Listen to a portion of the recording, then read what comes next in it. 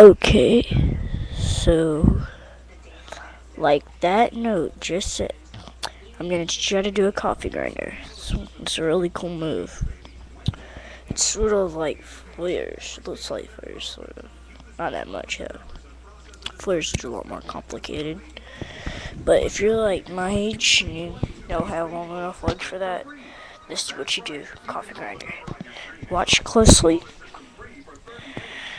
You might not be able to hear me, so I'm really just showing you.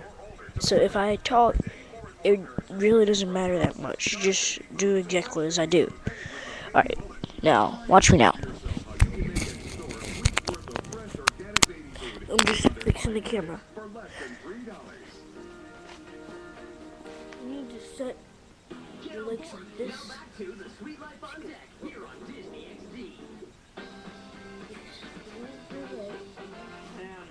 Thanks for that 12-cheese pizza, Cody. Just like that, okay?